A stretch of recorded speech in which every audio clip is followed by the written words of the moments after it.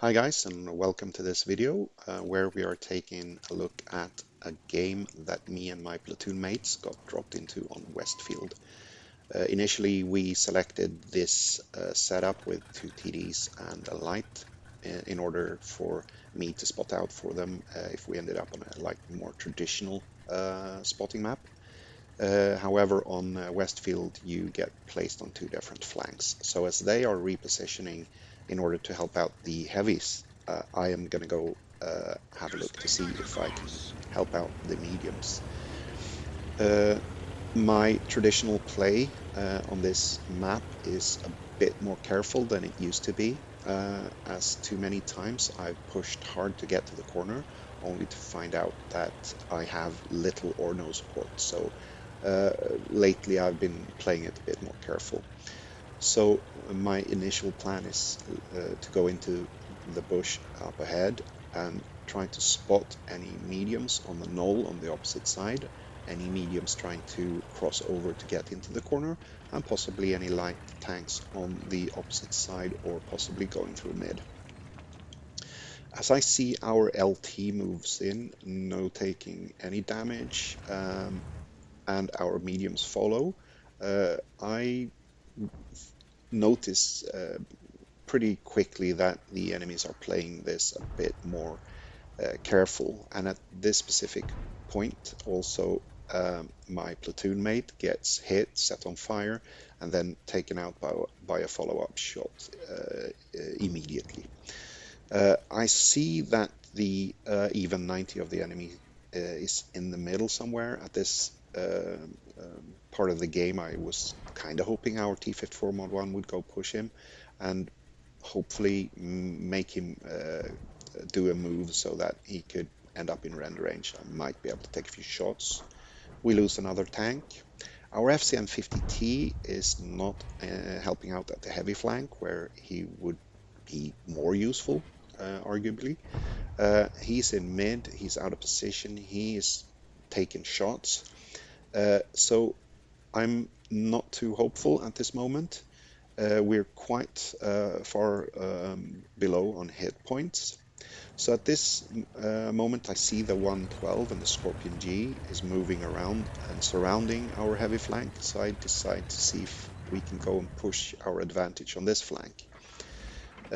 I see the ELC even 90 in mid, but I don't have shots. So there is a lot going on the heavy flank. As I move up, I see the LT-432. I decide to see if I can take any shots, and I fire. As luck will have it, he turns into my shot. I hit another one, and then I fire the last one as I need to go on a reload anyway. That shot actually didn't hit, but we'll reacquaint ourselves with the LT a bit later on. So my thinking now is I will move up during reload, hopefully reacquire the LT-432, maybe taking him out. I am also hoping that our medium tanks will push the advantage on this flank, as I've noticed that the enemy team has mediums on the heavy flank. However, as luck would have it, that is not the case. In a short period of time, we lose two tanks, even though we get one kill back. So at this juncture, basically, my mindset is that we are going to have to go back and defend. So my thinking here is I'm going to go back while we still have time. I'm going to find a bush that I can sit in and spot the camp for our TDs. And as our mediums are either out of position or not really pushing the advantage on the other flank, I don't think I'll be of much use over there. So this is my thinking. As I get closer to my cap, I realize that the enemy team hasn't pushed or started pushing down yet, so they're still waiting. Now, however, when they killed the 50T, I'm pretty sure that they're going to start to move down. So I decide to go up in this position and see if I can find a bush and possibly give a heads up to our TDs. I see the object 274A. but he's moving down on the other side of the little ridge, so I don't have shots. I have shots on the Vipera, but I will only get one in before he spots me. So I don't really want to do that from this angle. I'm thinking about moving up, and then I see the LT again on the hit points I left him on. So I take him out. I immediately decide to, as I get spotted, to get away. I'm worried about getting shot from the ELC or maybe the Object 274. So I actually move up the bank to get a better turning, and the shot goes under me. So I am a bit surprised by the fact that the Vipera missed. But I sit here a while to see if I can get unspotted. As I see him moving behind the buildings, I actually take that as a sign that he doesn't know where I am at the moment. So I move up, and as I do, I get into another bush. I spot him again. In that case, he starts moving back, so he thinks I'm still where I was before. So I get one shot off into the side, and as he starts to turn, I shoot again, hit the building. I realize I don't get spotted, so I go for a reload, and I move up to see if I can possibly get a shot on him. At this angle, there's no way I can pan, so I decide to move up a bit further. At this time, I'm really nervous that I'll meet the SU-130 PM, the AMX, possibly also the ISU-152K that hasn't been spotted yet. I have no idea other than they haven't been spotted in a while, so they can be anywhere. Uh, as I don't see the Vipera, I get a bit confused. I decide to see if I can go up and get some shots into the Semovente. He moves down, but the Vipera appears. Now I spot the AMX on full HP. So I'm pretty resigned at this point. But then the Liz hits the Semovente, puts him on fire. Then he pings me and basically asks me to go spot the Semovente, which is what I was going to do originally anyway. As soon as I pick him up, I set myself up, I wait. After the reload is done, I actually wait until he starts turning to face the Liz, which means I get an easy shot into his rear.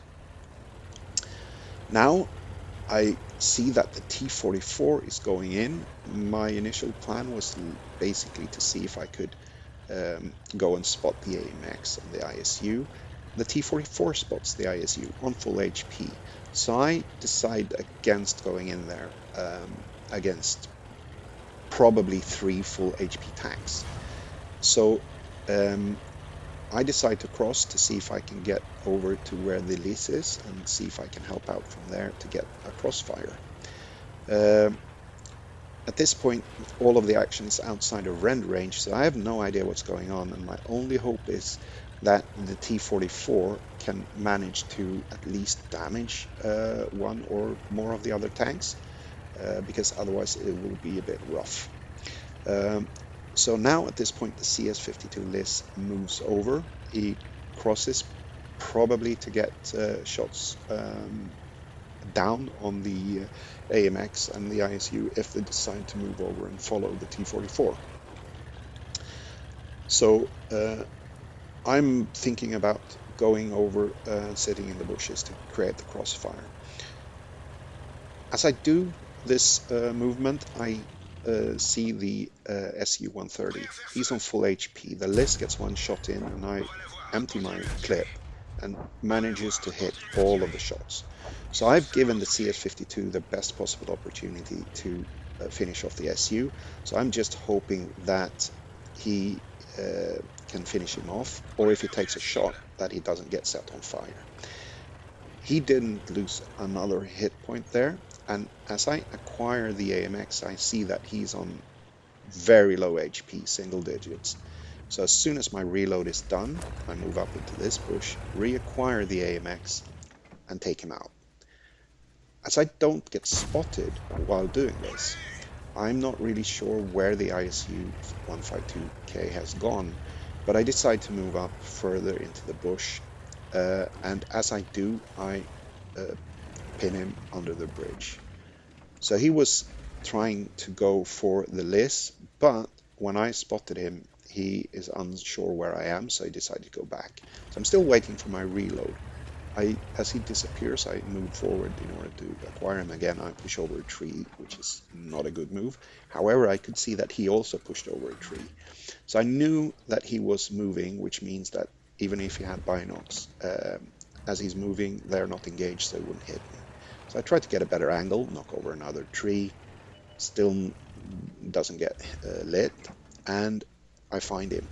The list shoots once, and instead of moving back further in cover, I shoot once, I shoot twice. The list hits him again, and I shoot, but I bounce.